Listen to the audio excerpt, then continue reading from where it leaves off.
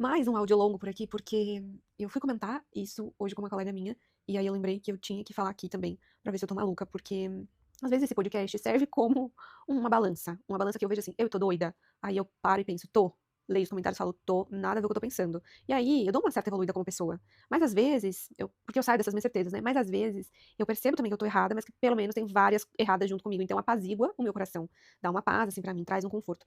E o que aconteceu? Eu tava aí no Brasil, fazendo as coisas do Tempo de Morangos, vivendo a vida, e eu fiquei esse tempo, quase um mês no Brasil, 30 dias certinho quase, eh, sem internet, né, então assim, não era possível se comunicar comigo, a não ser que eu estivesse dentro de algum lugar que tivesse Wi-Fi.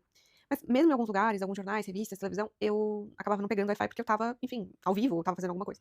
E eu fiquei muito tempo também em trânsito e tal, sem acesso à internet. E gente, isso mudou, foi uma experiência que mudou completamente a minha vida, porque eu era a pessoa do responde na hora. Eu era a pessoa do sim, eu era a pessoa sempre, sempre, sempre sobrecarregada, porque eu não entendia que eu tenho controle sobre o meu celular. Então, se chegasse uma mensagem, eu podia responder na hora, independente do que eu estivesse fazendo, assim. Coisas do tipo, já saí do banho pra responder mensagem, já deixei timer, assim, de estudo acontecendo, um clássico, né, e responder mensagem no WhatsApp. Já estava dentro da biblioteca na faculdade estudando, alguém me ligava, eu parava, saía e atendia. Assim, uma pessoa super disponível, só que isso estava acabando com a minha saúde mental, eu não estava percebendo. Eu estava ficando esgotada num jeito, assim, de esgotamento estridente, aqueles esgotamento que você tá sempre procurando algum cantinho pra descansar, só que o descanso nunca existe, porque você tá sempre ligada. E eu não sou uma pessoa de ficar nas redes sociais infinitamente. Me enjoa mesmo, acho que eu não sei se é a geração, mas assim, essa coisa de você entra no TikTok, aí você vê um vídeo, aí você vê dois, aí você vê três, você vê quatro, não sei, não é da minha geração, assim, eu sou de 97, não é muito usual pra mim, eu tive uma infância normal, longe de tela, sabe? Então, eu já não tenho grandes tempos de tela, mas o meu problema sempre foi estar respondendo e-mail na hora, respondendo as pessoas na hora, atendendo todo mundo na hora, falando com as pessoas. Isso foi isso foi tirando o meu conforto, né? Porque por mais que eu acabe gravando vlogs e até fazendo os episódios aqui no podcast, eu faço isso, eu posto depois, ou às vezes não sai. Não é uma coisa. Não é que o ao vivo me deixe irritada, mas é que, assim, como eu já dou aulas presenciais, aulas ao vivo, estou sempre, assim, na hora das coisas, quando se trata do celular, eu não quero estar na hora das coisas, eu não quero fazer e estar ali e ter que alimentar isso, eu acho que desgasta um pouco a gente emocionalmente falando.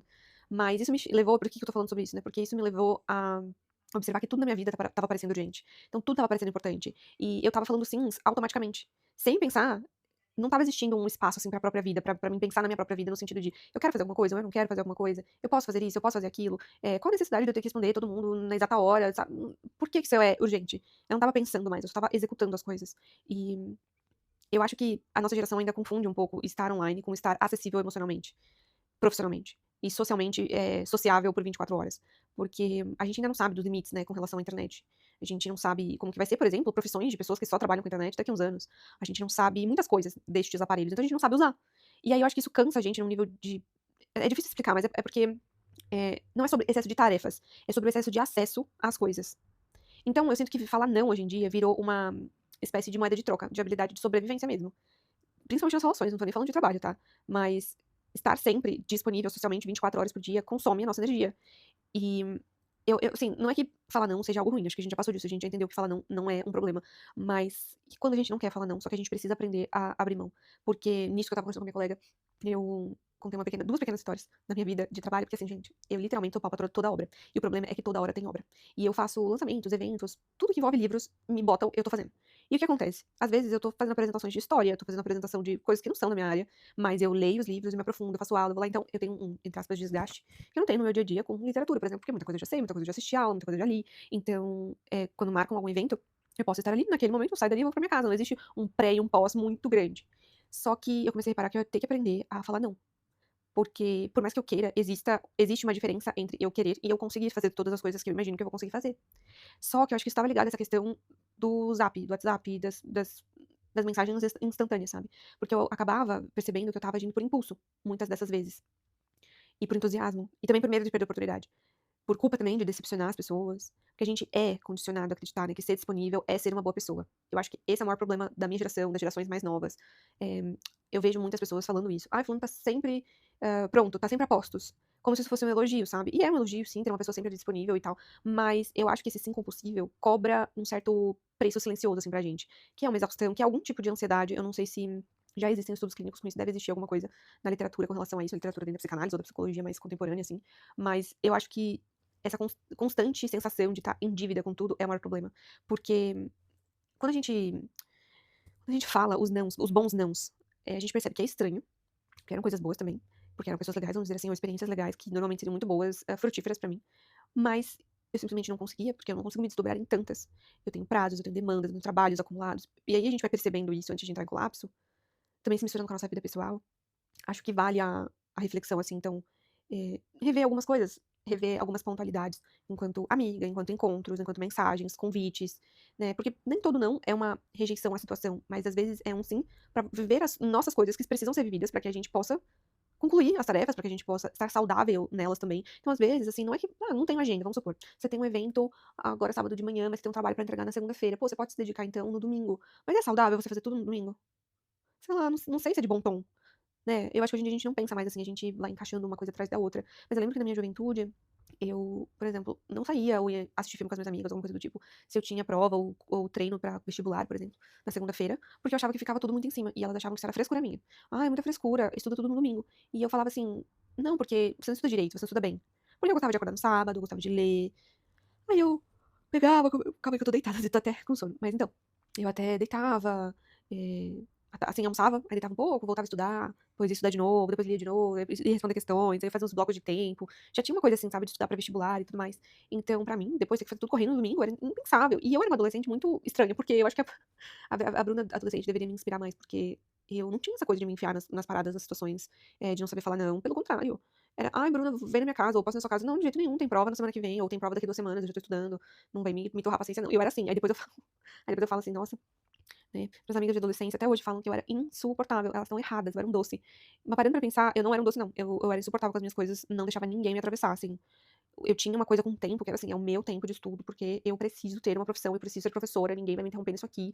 E era uma coisa, Deus nos acuda, era papo de eu brigar com família, porque tinha umas coisas também de cuidar da minha avó e tal. Eu não tava nem aí, gente. Eu quebrava o pau porque eu tinha que estudar, e aí depois tinha os horários pra ficar com ela, e era tudo muito certinho. Porque eu tinha acho que essa maturidade com relação ao horário, mas eu acho que as telas não estavam tão presentes assim na minha vida como elas precisam estar hoje também. É uma questão de necessidade. Eu tava vendo uma matéria no Google, sabe aquelas matérias que aparecem assim pra você, do nada no aplicativo do Google? Aí era uma matéria que falava sobre o novo luxo das pessoas que têm dinheiro ser estar fora das redes sociais. Tipo, significa que você tem dinheiro hoje em dia, que você. É um status, vamos dizer assim. Não é mais quando só você compra alguma coisa ou outra, quando você faz uma viagem ou outra. É quando você não está disponível nas redes sociais. O novo luxo é você ter tempo fora daqui. E eu achei isso a coisa. Não podia estar caminhando pro outro lado, né? Um grande sintoma da nossa geração. Eu acho que é esse, porque a gente vive essa vida em períodos apertados, assim, é, sem saber reconhecer mais o que é possível, do que é impulso, do que é fragmento, do que é real, do que também não é. É uma coisa que eu acho que a gente precisava também conversar mais, pode até ser em outros episódios. É sobre como a vida do outro parece diferente do que ela realmente é na internet. Eu acho que tem uma fragmentação do eu, entre aí questões do desejo pessoal, auto-pessoal, em que a gente, assim, é, vislumbra a vida das pessoas como se elas fossem daquele jeito. E, poxa, a gente não faz isso com filmes ou novelas, a gente sabe que é uma atuação, que aquilo não é real, ou que, na verdade, é um estudo, né? Mas acho que com as redes sociais a gente não tem noção de que, por mais orgânico que o conteúdo de uma pessoa seja, existe algum tipo de performance ali. Então, assim, é meio óbvio, né? Por exemplo, eu sou professora de literatura. Eu não vou. Ah, eu fico.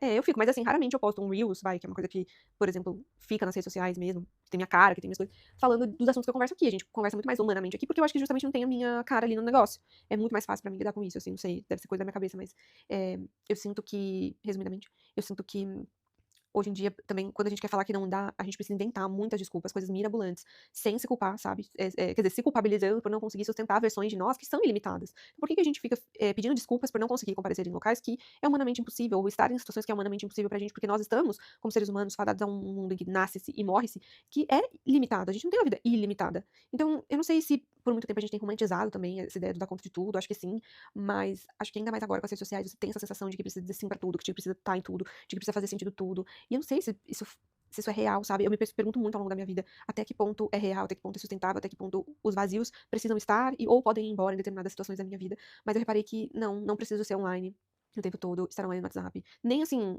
uma coisa do tipo, 2 horas da manhã, gente, eu acordava pra responder aluno, se tivesse, porque eu tenho grupos com sons diferentes. Aí eu sei que, por exemplo, quando a mensagem do meu pai é um som, quando a mensagem de amigas é um som. Enfim, eu separo muito por som. Aí eu tinha essa coisa de, 2 horas da manhã. Porque aqui eu vivo num fuso horário de +4, né? Então, menos 4 horas do Brasil, sei lá, era noite no Brasil, algum aluno normalmente tá assistindo minha aula à noite, vai lá, faz um comentário, mas não é uma coisa super urgente. Eu acordava, assim, pegava o celular com os olhos fechados, assim, doendo os olhos, pra responder uma coisa assim, onde tá slide? Abaixa um pouquinho que tá aí embaixo. Sabe? Como que você compromete seu sono? Como é que você compromete suas coisas? Mas isso já faz tempo, né? O que eu digo é que eu acho que eu demorei pra entender que eu tenho direito também, ou não, direito de não estar online, direito de não querer responder na hora, de querer estar vendo um filme sem o celular na mão, de, sabe? O meu problema não é mesmo ficar assistindo, consumindo. Meu real problema é essa coisa de estar sempre acessível, gente. Acho que pra mim o luxo é não estar acessível, igual naquela matéria. O luxo é não ter redes sociais, não. O meu luxo é não estar acessível. Não dá, não aguento ficar com essa vida, assim, na tela o tempo todo, de entrar num ônibus pra ir pra faculdade e estar respondendo coisa. Não, eu quero ver a rua. Eu fico enfiada em escritório o dia inteiro, depois eu tô dentro da faculdade o dia inteiro, depois eu tô dentro da academia o dia inteiro. Se no percurso que eu corro pela rua, que eu percorro pela rua, eu ficar no celular, não vale. Não vale, não vê a vida passar. Não vê as coisas acontecer, um carro bater, não repara na blusa da fulana que é bonita, não acha o corte de cabelo da ciclana que é linda, maravilhosa, perfeita. Não dá pra viver assim.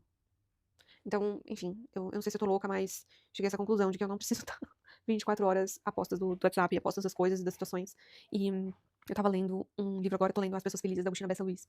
Inclusive, vai sair um vídeo gigante sobre ela lá no canal. E aí, que eu sei que vocês não conhecem, eu sei que é difícil ter os livros aí no Brasil, e aqui também o pessoal não lê, tá? Né? Porque tem um livro que o pessoal lê. O que acontece? Eu tava lendo e no início ela fala sobre as memórias da infância, sobre nada ser mais gostoso do que um dia de verão, quando você tem 15 anos. E se tem a lembrança do calor, de um banho, assim, de alguma coisa, sabe? Ela vai misturando, eu fui misturando também as sensações ali com relação à adolescência. E eu acho que é isso, é voltar a viver sem estar conectado. Eu acho que pra quem trabalha, né? Porque eu trabalho com pessoas aqui também, que o meu trabalho depende, quer dizer, eu preciso fazer o trabalho, porque as pessoas dependem desse trabalho. Isso cria uma série de responsabilidades na gente, mas não sendo irresponsável com isso, né? Não é nesse sentido que eu tô falando, mas. Ai, tem umas mensagens que não precisa estar, sabe? Na hora.